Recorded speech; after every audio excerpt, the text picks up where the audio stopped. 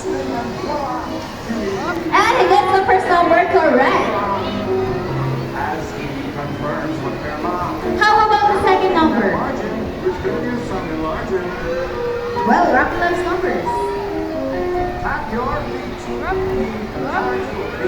And he gets the number 5. So 10 plus 15 equals to 25. A round of applause for Rocky with trainer.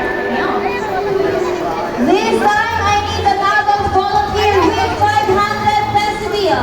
So anyone here who wants to be our lucky guest for the day, just raise your hand and trainer first will choose one. I need an adult, bawat po ang bata. Once again, with 500 peso deal. Come on guys, don't be shy. Anyone?